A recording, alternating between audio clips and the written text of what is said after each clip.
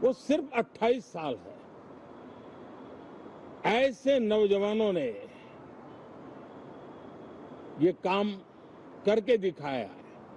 मैं किसी 56 साल के नौजवान की बात नहीं कर रहा हूं। मैं देश के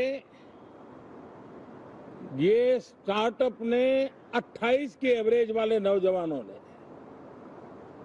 अंतरिक्ष में भारत का झंडा गाड़ दिया है। उनको तो बधाई है ही है, लेकिन ऐसी बातें जो हैं, जो भारत को आत्मविश्वास से भर देती है, विश्व में भारत का प्रोफाइल सर्वमान्य सर्वस्वीकृत बनता जाता है।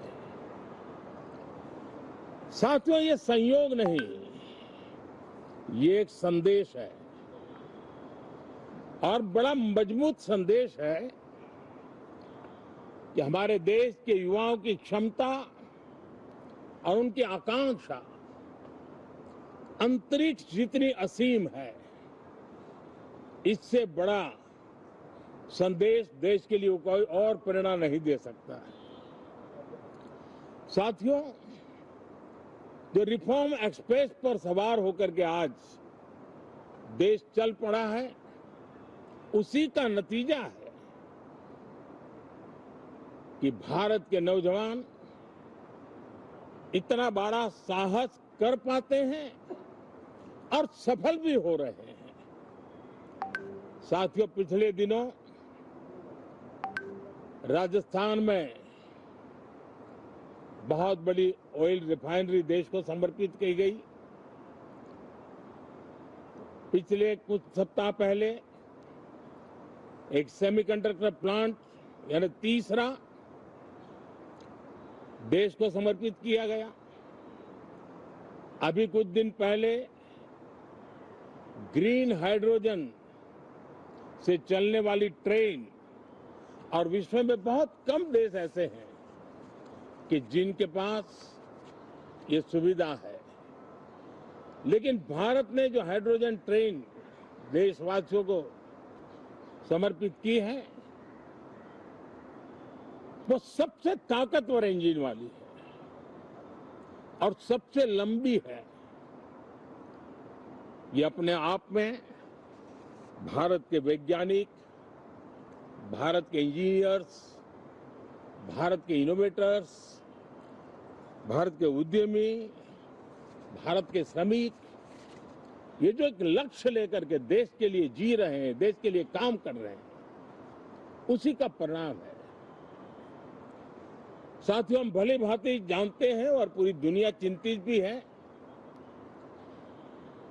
लगातार कहीं न कहीं युद्ध की स्थितियां बनती रही है। पश्चिम एशिया के युद्ध के कारण भारत जैसे देश जो एनर्जी के लिए औरों पर डिपेंडेंट है, उनके लिए ये पश्चिम एशिया का युद्ध एक बहुत ही बड़ा संकट का कारण रहा। Petrol, diesel, LPG, fertiliser, chemicals, यानी हर विषय में अनेक बाधाएं, अनेक संकट आए। उसके बावजूद भी भारत 7.7% के ग्रोथ से दुनिया की मेजर इकोनॉमी में सबसे तेज गति से आगे बढ़ने वाला देश बन के रहा। ये भारत के सामर्थ्य का परिचायक है। भारत किस प्रकार से उत्साह और उमंग के साथ नई ऊंचाइयों को पार करना चाहता है, उसकी इसमें एक झलक है। और ऐसे में जब ये मॉनसून सत्र आरंभ हो रहा है, देश ने स्पीड पकड़ ली है और संसद का स्पिरिट उस स्पीड में नई ऊर्जा भर सकता है। सकारात्मक स्पिरिट राष्ट्र के लक्ष्यों को प्राप्त करने के लिए बहुत आवश्यक होता है। हमारे सदन में बहुत अनुभवी सांसद भी है, दल उनका कोई भी हो, लेकिन उनके पास एक लंबा अनुभव है। ऐसे समय में उनके अनुभव की, उनके ज्ञान की संसद को भी जरूरत है, देश को भी जरूरत है। और इसके लिए संसद का चलना, सार्थक चर्चा होना, मिलजुल करके देश को आगे ले जाने के संकल्प लेना, ये मैं समझता हूं कि बहुत ही समय की मांग है। एस्पिरेशन से भरे हुए देश के युवाओं की मांग है कि हम आगे बढ़े। आज समय की मांग है कि राष्ट्र निष्ठा से भरे हुए, राष्ट्र भक्ति के लिए जी रहे आवाज को सदन में उचित मंच मिलता रहे, वे अपनी आवाज को बुलंद करें, देश को दिशा दे। और इसलिए मैं आशा करता हूं और मुझे पक्का विश्वास है, जहां तथ्य होते हैं, जहां तर्क होते हैं, वहां तूफान के लिए जगह नहीं होती है।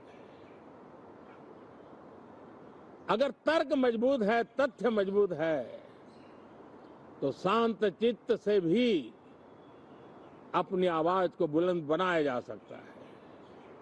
मैं आशा करता हूं तर्क और तथ्य के साथ सदन की चर्चा को समृद्ध किया जाए, हर आवाज को अवसर मिले,